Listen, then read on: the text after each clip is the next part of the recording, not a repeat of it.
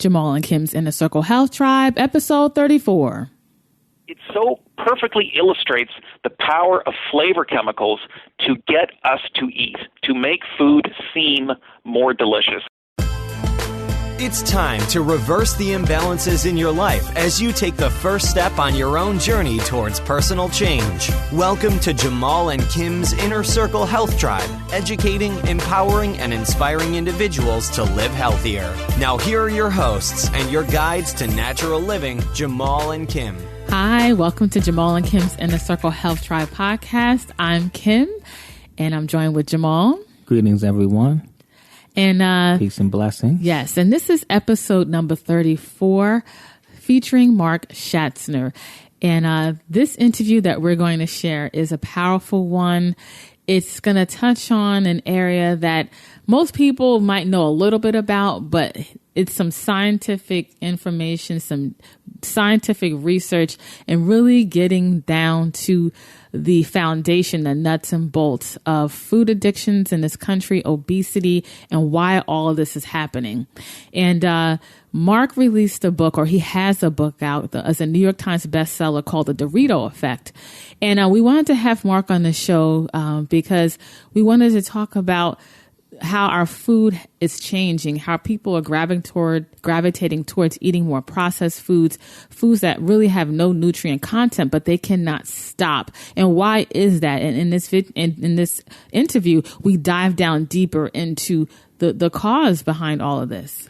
Right. I think this is a huge show.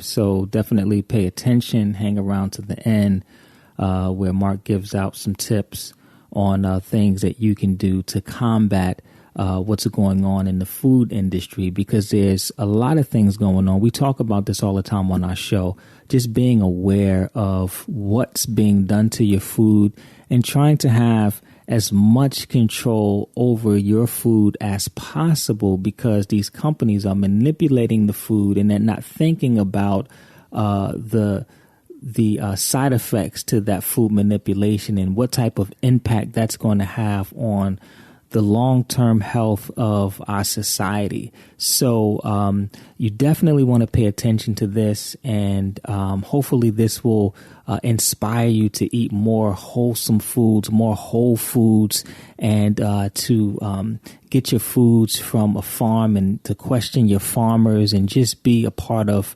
the process of what it takes to put food on your table, and really getting away from the processed and packaged foods. And when you do consume packaged foods, pay attention to the labels. Start reading the labels and become more aware with that process.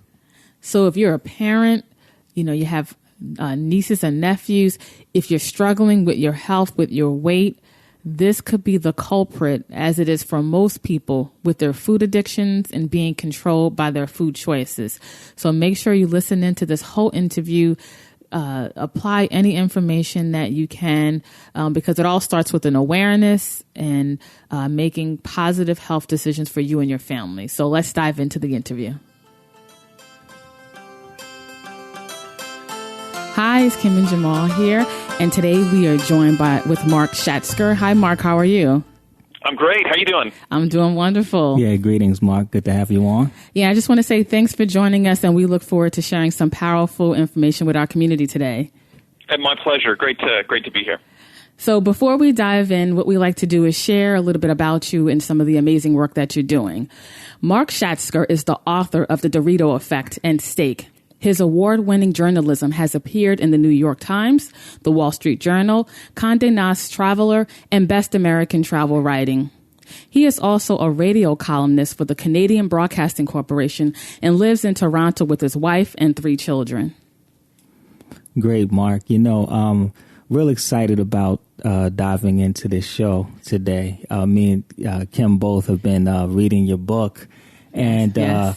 As health practitioners, we learn about these things, but you just took it to a whole nother level. Yes. And just kind of opened up our consciousness to just how deep the rabbit hole goes, in a sense. So, really look forward to kind of diving in to this topic today.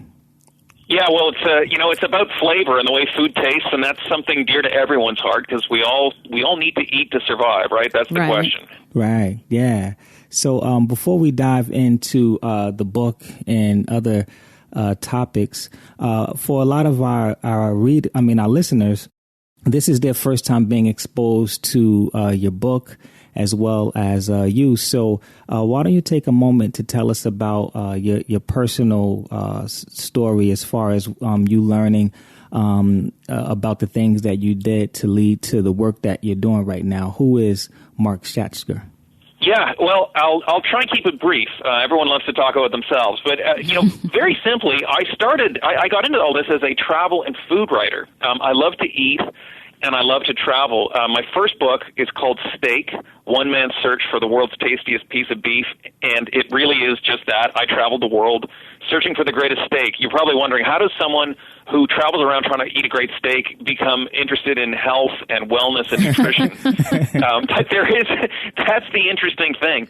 I set out trying to find the best steak, and what I found is that the steak that tasted the most delicious to me was beef that was grass-fed. Not all grass-fed beef. It's hard to raise a really good grass-fed cow, but when it's done right, that is a steak that absolutely blows your mind. It is incredible. Mm-hmm. A steak you never forget. But here's what's interesting. Grass-fed beef is also healthier, and that's what I really didn't expect, because we tend to think of eating red meat as this tremendous indulgence. It's bad for the planet, it's bad for the cow, it's bad for our arteries. And here was a steak that was a lot nicer for the cow, a lot better for the planet, and a lot better for me. So that made me go, what is going on here? Why would something that tastes good be better for me? Because we always think that the stuff that's delicious is killing us. Right. As though we have to curb our urges. But it got even deeper than that. When you start to really dive into the research on cattle, you start to become interested in what they eat. So I started to learn these fascinating tidbits, like a pregnant cow will eat more protein than a cow that isn't pregnant. And you sort of scratch your head and go, well, how does a pregnant cow know what to eat? Because they don't know what protein is. They don't have a degree in nutrition. They don't read lifestyle magazines. And the answer is they eat what tastes good to them. When a cow is pregnant, the protein-rich legumes taste better than the others. So I thought, here again is this interesting relationship between the way food tastes and whether it's good for you. So this is what I really dove into in the Dorito Effect, was looking at flavor. Why does food taste the way it does? And more interestingly, how did we get to this situation where we are kind of prisoners of this food that seems to be so bad for us and we can't control our urges? So I set out to discover and understand how the flavor of the food that we eat has changed in the last half century or so. And what I found is that it's a huge and untold story.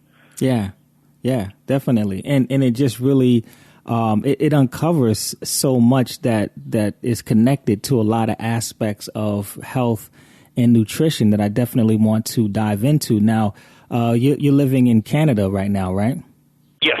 We recently had a guest on maybe 2 months ago from Canada as well, and they were saying that, as far as food and nutrition and just health perspective, Canada and the U.S. were running side by side. So from your perspective and your studies, what do you feel the state of health is right now in the United States as well as Canada? Well, if you look at things like medicine, we've certainly made great strides since the 1950s. Our approach to treating heart disease and cancer, if you break a bone or something, we've got much better techniques now than we did. But when you look at nutrition, things are much, much worse. We have gained as a society a huge amount of weight in the last 50 years. And it has become probably our largest public health problem. Yeah. Tobacco still kills more people than obesity. Obesity is running second.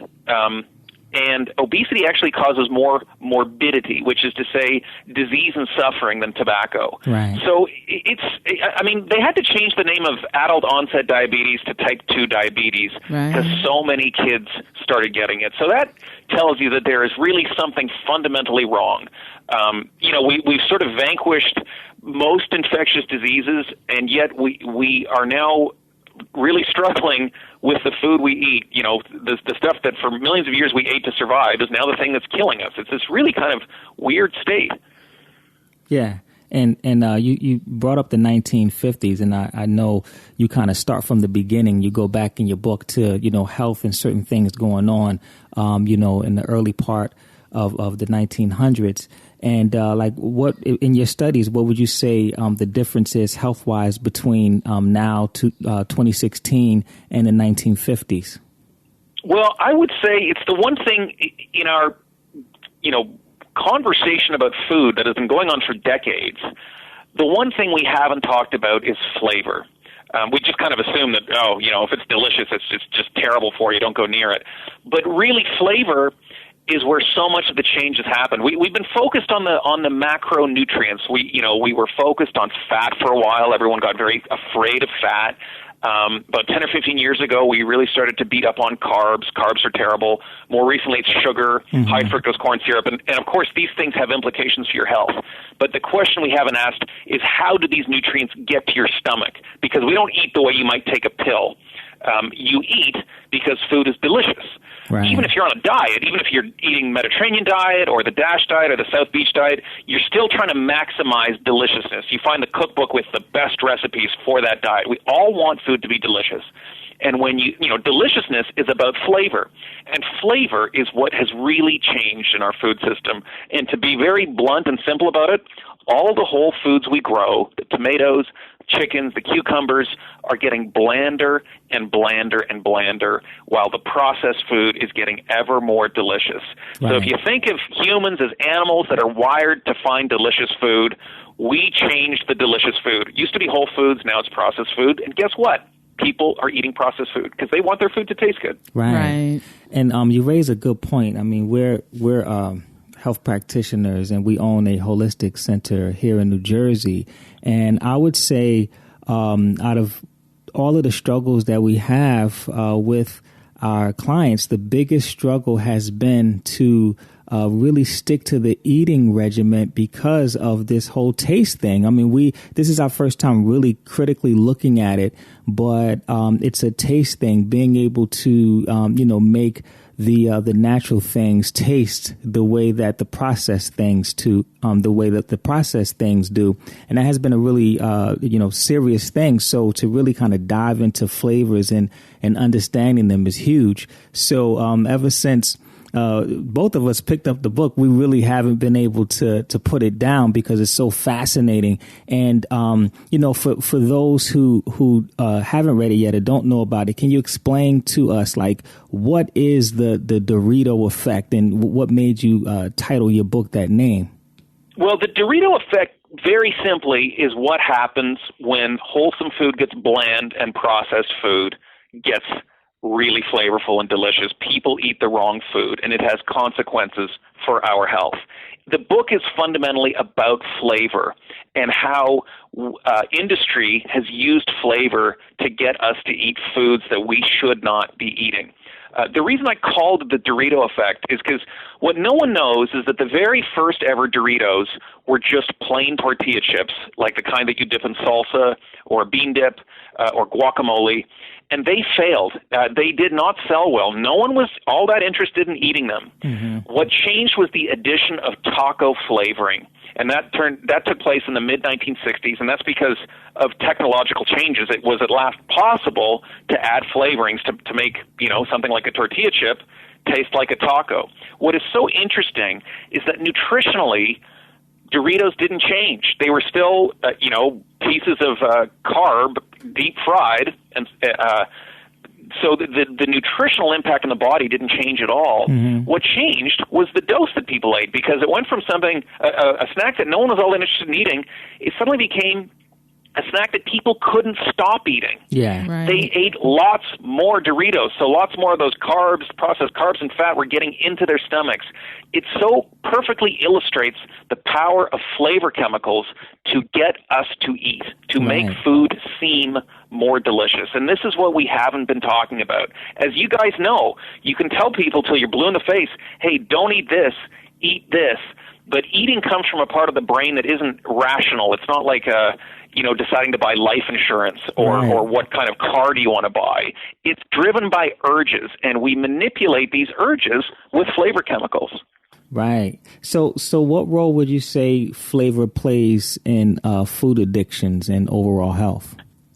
I'd say it plays an enormous role because, as that example with Doritos shows, it makes people eat food they would ordinarily avoid. So it's like without these flavorings, on some level, you might eat a few tortilla chips, but you wouldn't really kill a whole bag and then sit there and regret. Right. So when we start to incentivize people to eat the wrong food, that fundamentally alters their relationship with food. And it has long-term consequences. Over a lifetime, the impact is significant. One of the interesting things, I did a lot of research into food addiction, and one of the most interesting things is that when they look at brain scans of food addicts, we all assume that food addicts, they just can't control themselves. They love food, and we almost envy them for just getting to eat whatever they want and enjoying it. Like they really just can't curb their appetite. What is so interesting is when you look at the brain scans of food addicts, they don't actually like food more than non-food addicts. They don't derive more satisfaction. They crave it more. So if you show them, for example, a picture of a milkshake, a healthy eater will think, oh, that looks nice. And then if you give them a sip, they say, oh, and that tastes nice. If you show it to a food addict, they go, oh, my God, that looks amazing. And then you give them a sip, and they go, that wasn't as good as I thought. So they want to have another sip because they're constantly trying to, feed that raging inferno of desire. So what we end up doing is creating food that is enticing. It's like when you eat, I use the example in my book of Doritos. When you eat Doritos, they don't actually taste delicious to me the way like a really good piece of dark chocolate does or an amazing peach. There's this flash of flavor, and then it kind of disappears, and you want to get it back. So you keep going back for more and more. So we end up creating food that just doesn't really satisfy us. Right. It's like you're chasing a high, as you mentioned in your book. Yeah. That's right. And there's kind of frightening similarities with the science of addiction, because that's what, when people talk about like a person's history of drug use, early on the drug is fun, they enjoy it, it gets them high, and then when they're full-on addicts, they're not using to get high anymore. They're just using to not feel horrible. And that's a really terrible state. It's an awful place to be, and it's an awful place to be with food. Because here's the thing. Here's the difference between food and drugs. We have to eat food. You can't abstain from food. Right. So we really mess with our own health when we start to screw around with food like that. Yeah, just really thinking about it, and just this whole Dorito thing. I don't eat Doritos anymore, but growing up, I would say that I was addicted to Doritos. Like I literally could not stop eating them. I would buy a bag every day. I'd use my allowance. I'd buy Doritos, honey buns, and Twinkies, and that was like my daily routine. It was just something about them that just made me keep eating them. And now, like you mentioned, when we buy the regular tortilla chips, we have them with a little hummus, and that at some point you're just like, all right, I've had enough. It just something that you That's feel right. satisfied. You enjoy it, and then you move on. It's right. not this destructive relationship, and it's not just Doritos. I use the example of Doritos because they were so successful. But you find flavorings in everything now. It's the same with soft drinks. If you took the flavorings out of soft drinks, you would just see aisles and aisles full of really sugary soda water. Right. Would anyone drink sugary soda water? No, they want the flavor flavor that comes in root beer or a cola. But you made another interesting point, is that when you eat tortilla chips now, you dip them in hummus. And that's the other interesting thing about flavoring, because it creates this illusion of variety. You don't need to dip a tortilla chip in hummus if it tastes like nacho cheese or Cool Ranch or whatever. And just think about that nutritionally, because when you dip it in hummus, you're going into a totally different kind of food that's high in fiber and so forth. Right. But when you put the flavoring on, it's just more and more tortilla chips. Right. Yeah. Mm-hmm. And there's no need now. It's like a one-stop taste shop in a sense. That's right. Yeah. Wow. So let me ask you a question. Do you think that the food industry is like purposely trying to get people addicted to these foods? I think the food, let's say, here's where it started. I've met and interviewed lots of people working in the food industry. I don't, this idea that people have of like evil executives sitting in rooms laughing as they rub their hands together is not accurate. Right. They are fighting it out for market share. They have stockholders that are expecting profit. They're doing everything they can to make the products they sell more appealing. And that's where this has gotten to. When the guy who invented Doritos, he wasn't trying to create food addicts or anything like that. He was just trying to, he was the VP of sales and marketing, and he was trying to introduce a successful new product.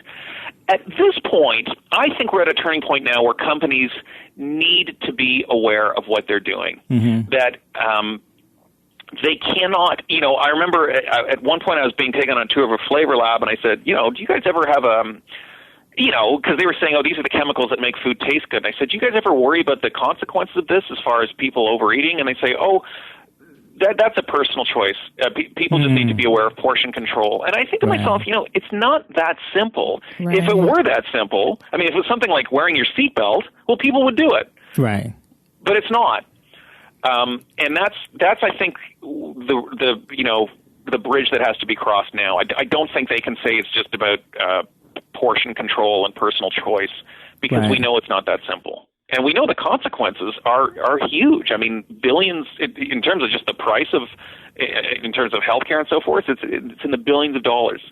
Right. Yeah. So it's these companies just need to begin taking personal responsibility for the effects that it's having on people.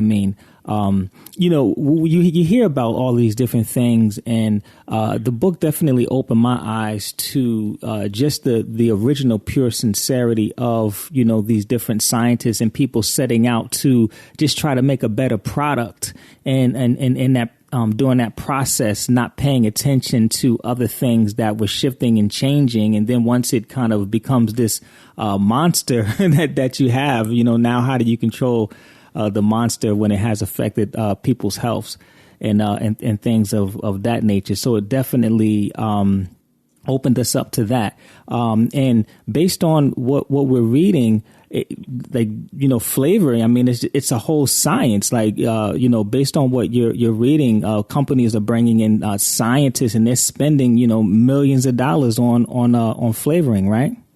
Oh, absolutely. It's amazing what they're capable of. They can, you can go to a flavor company and they can give you flavorings, let's say not even within citrus, but within something as narrow as tangerine. They can give you 10 different versions of tangerine. One of them might be better for a yogurt that's being marketed to kids, and one might be better for a yogurt that's being marketed to adults. They even have machines that allow people to modify flavor in real time, like by pressing buttons, so they can achieve the perfect cherry, for example. And they use these with kids to create, let's say, a cherry flavor of ice cream or candy or a soft drink that kids just really, really love. On the one hand, it's absolutely fascinating, and you marvel at what people have achieved. On the other hand, you just go, wait a second, what are the consequences here? Right. Yeah. Right. So, in natural medicine, especially in Ayurvedic medicine, it talks about just the different tastes.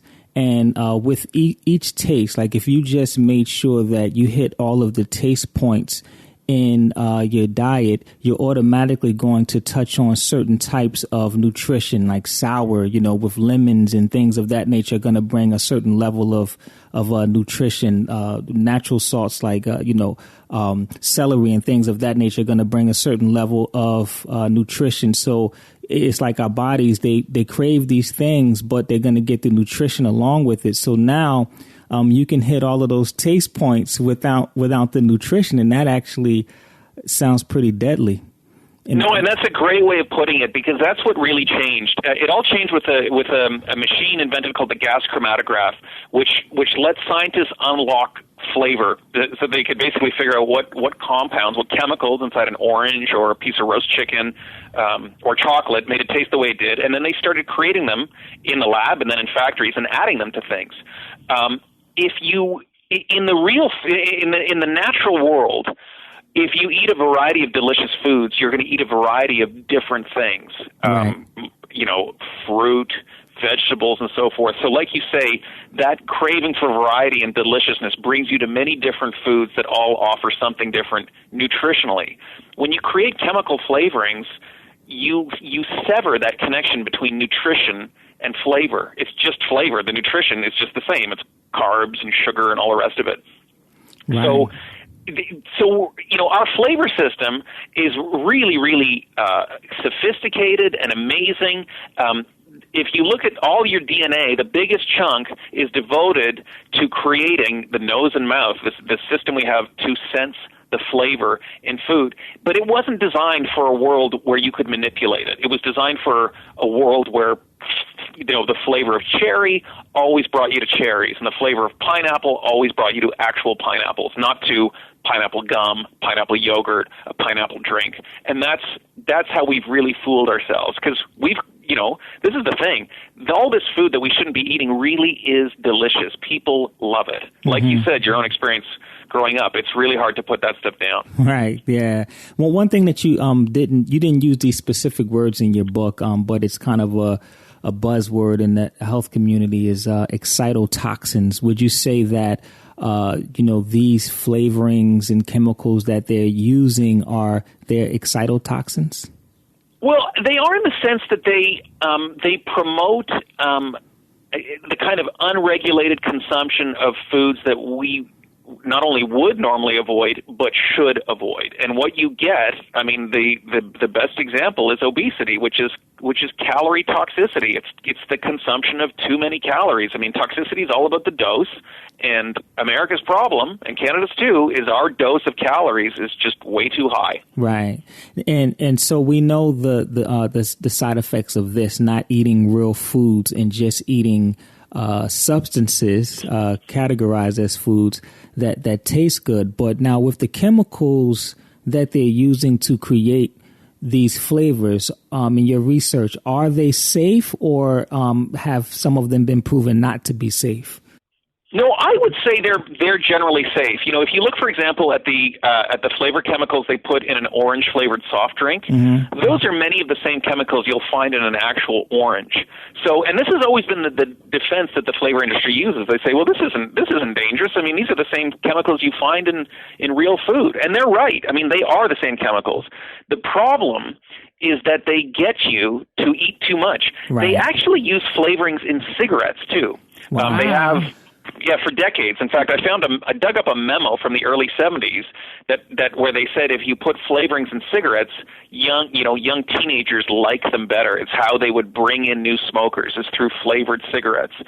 The flavorings aren't bad for you. It's the cigarettes that are bad for you. Why are the flavorings bad? Because they get you to smoke the cigarette. And it's the same thing with food. Wow. The flavoring in that orange flavored soft drink isn't bad for you, but what is bad for you is drinking 1 or 2 orange flavored soft drinks every day. And it's bad for you in the long term because you develop things like diabetes or heart disease, obesity, and so forth. Right. And, it makes me also just in saying that, it makes me look at also kind of a positive side in a sense, because me and my wife, we've been eating plant-based, vegetarian, vegan eating for, 15 years. And 15 years ago, it was a challenge just to find a veggie burger. But now, you have so many different types of veggie meats out there. We call them transitional foods, like chicken and beef and fish. And, we've tried some of these things. And I know we're, far removed from,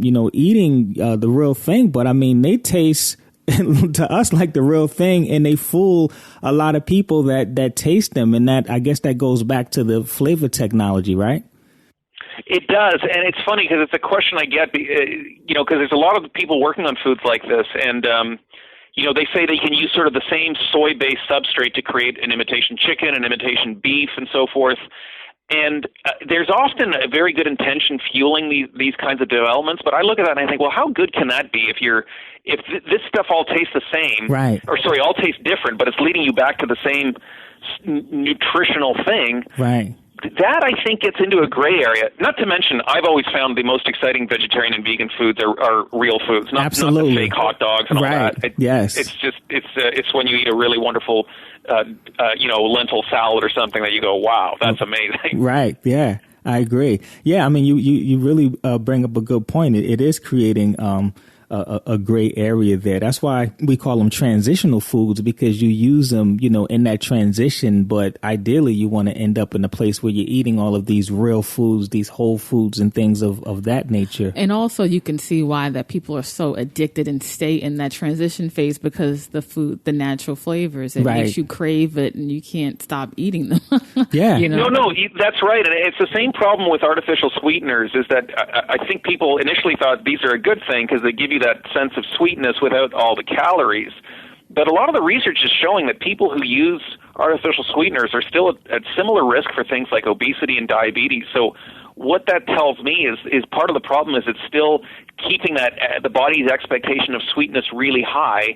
And what we got to do is just basically get people to form a different relationship with food, to find the joy in food that's not about simple calories and a big blast of sweetness and all that. Right. That also brings us to another topic, the actual taste of the current natural foods. What I was blown away in reading this, because it's like you knew it in the back of your mind. You just couldn't put your finger on it, and you just put it right there. What is going on with the tomato? Yeah, this is the other side of it, and this is also extremely important. Real foods are getting blander. And this is a huge problem, because when we tell people to eat healthy, what we forget is that food, it must be enjoyable. Very few people have the willpower to eat bland food. Right. So when you turn wholesome foods like tomatoes and strawberries into cardboard, well, one of two things happens. Either they take those strawberries and they load them full of whipped cream, and there goes your nutritious meal, right. Or they dump ranch dressing all over their tomatoes, or they go, well, I don't want that. I'm going to go eat something else. And that's what often happens, especially with kids. They just think healthy food is awful, and they just want to eat junk food all the time. Right. So it's incredibly important that real food be delicious, the way it was kind of meant to be. And what we've done is watered it down and created whole foods that nobody really wants to eat. Right. Yeah. And I was also blown away because, you it makes sense. Like, I get it with the vegetables and things that they're doing and how this could have happened. But I mean, for the first time, I'm really reading that this is also happening with animals as well. Like chicken, the flavor of chicken is gone.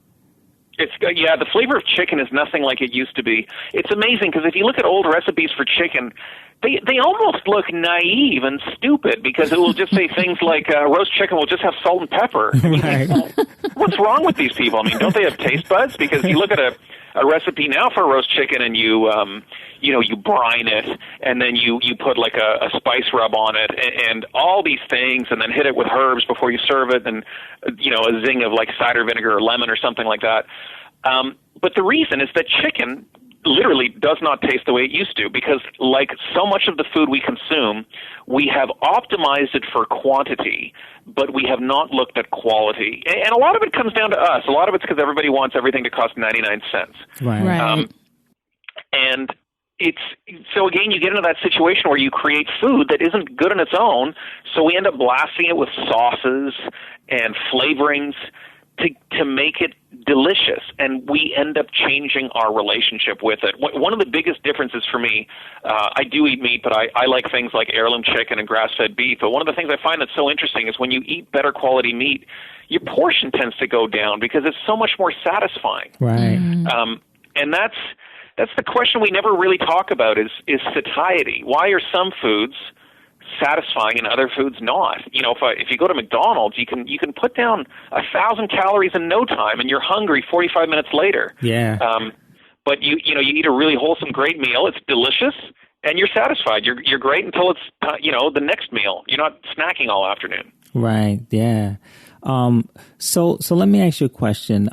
For people that because this is, for a lot of people, this is their first time hearing about this and learning about these things. What would be the first step as far as a person, beginning to break themselves of these addictions and moving back in the other direction and trying to find, real food to eat that tastes good? There's a bunch of things I would say. One of the first ones is we need to think more about deliciousness and even the nature of it. There are some foods that satisfy us in the moment, but not long term. They will just satisfy you on that first bite, but then you keep kind of reaching back into the bag for more. Where there are other foods, I use dark chocolate as an example. Dark chocolate, I love dark chocolate. I think it's just absolutely delicious. You sit there, you can close your eyes and just concentrate on all these wonderful flavor notes going on in your mouth. Mm-hmm. But the really interesting thing about dark chocolate is you can't really overindulge. Like, you could never eat a big chocolate bar in one sitting because you have a couple pieces and you're like, that was awesome. That was enough. I'm moving on. Right. So I think it's important to focus on foods like that. But the other thing I would say, read the ingredients. If you see the words natural flavor or artificial flavor, you know that flavorings have been added. You know that it's essentially been engineered to seem delicious. Right. So that's something, ask yourself, is that something I want to put in my body? What are the effects of this when all the foods I eat are like this? But the other thing I would say is if you're trying to eat whole foods and eat a better diet, think about flavor. It's not just enough to eat a tomato or eat a carrot. It has to be delicious. Right. Because if it's delicious, there's more nutrients there, but also it's more satisfying. You will find more joy in it, and you will be able to, that diet will be sustainable. It'll be a diet that nourishes you and makes you happy, and that's incredibly important. Right. Yeah, I totally agree. Thanks for that information.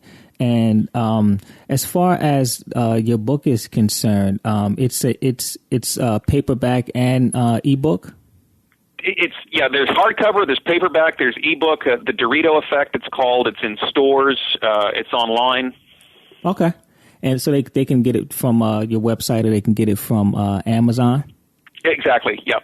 Okay, and I do have another question in regards to the chicken. I remember reading about how the chickens have been raised a certain way, and there are certain breeds that their focus is just really on eating, eating all the time, and they're lazy and they don't want to kind of run the pasture and things of that nature. Does that create another issue when they say, like free range, for example, because they really don't want to run free? They just want to kind of sit it's a great and eat? question.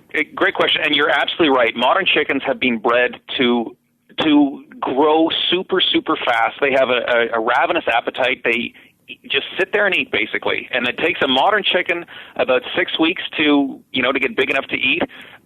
50 years ago, it was more like 16 weeks. We've really, it's incredible how we have bred them for this unbelievable growth. Mm-hmm. But so often when you see free range, it just means that chickens have the option to go outside right. through a door. Yeah, they don't actually go out there. There's right. this sort of choice. Yeah, they just have that So option. that's very different than a pastured chicken, which is actually on land, on grass, moving around the barnyard, eating grass and bugs and so forth. Right. So free range is no guarantee. In fact, what they do is they often add a dye to the feed to make the skin look yellow, because that makes people think like, oh, this thing was outside, eating grass, when in fact it wasn't. Wow. Yeah, we definitely tell our clients, the ones that do consume animal products, to go for the, hormone pesticide free, try to get them from farms. If possible, with the way that the industry is going, if people are going to farms, local farms and things of that nature to get their food, are they getting the same, other animals that are being bred for the grocery stores, or are they actually getting better products? It depends. You got to ask questions. There are some farmers at farmers markets who are essentially selling something pretty close to the industrial product, but then there's lots of farmers who really are selling a unique and very different product. So you just need to ask. Gotcha. Okay. Well, we really, really appreciated having you on the show. We really enjoyed the book. I definitely recommend, everyone out there trying to take their health to the next level. This is an important piece to really read and become educated on how they're treating our food and what they're doing to manipulate us in a sense. Mark, if people want to follow you social media wise and things like that, where can they go? Yeah, I'm on Facebook, Mark Schatzker. I'm on Twitter at Mark Schatzker, and my website is markschatzker.com, but you can go to thedoritoeffect.com, and that will bring you there. Thank you very much. And do you have any parting words for our listeners? I would just say, as dire as this looks, be excited, because when you eat, real food that's delicious, like real tomatoes and really good carrots, it is so much better than processed food. It is. Yes. Processed food does not. It has the edge on bland food. It does not have the edge on real food that tastes the way it should. Right. That's where the action is. That's the best food you'll ever eat. Yeah. Thanks so much, Mark. Appreciate you. Yes, definitely. And before we go, for all the information in this podcast episode, all of Mark's personal information, contact information on his books, just go to jkhealthtribe.com and go to the search box, type Mark in there, and you will find this episode. And Mark, thank you once again for the amazing I enjoyed work. myself. Thank you, guys. That was great. Thank you. Have a great day. You too. All right. So that is the conclusion of our interview with Mark Schatzker. Hopefully you enjoyed the episode, but most importantly, you receive value from it. And to access the show notes page for this interview, just go to jkhealthtribe.com, go to the search box and type Mark in there, and you will have access to the show notes pages to get all the information that we discussed in this episode, Mark's contact information and information on his book. And before we go, we just want to let everyone know that we teamed up with Audible Books, so you can get a free Audible book, as well as try their service free for 30 days. And if it's not for you, you can cancel your membership and still keep your Audible book. And the Dorito Effect is available on the Audible book. So just go to jkhealthtribe.com/books. That's jkhealthtribe.com/books and download your free copy of the Dorito Effect today. So until next time, live healthier. We hope you enjoyed your time with Jamal and Kim's Inner Circle Health Tribe. To keep you on your path towards a happy, healthier lifestyle, we encourage you to visit jkhealthtribe.com for a free copy of the 8 effective ways to lose weight and keep it off, as well as more content to help you find your health balance. Thanks again, and we look forward to educating, empowering, and inspiring you to live healthier.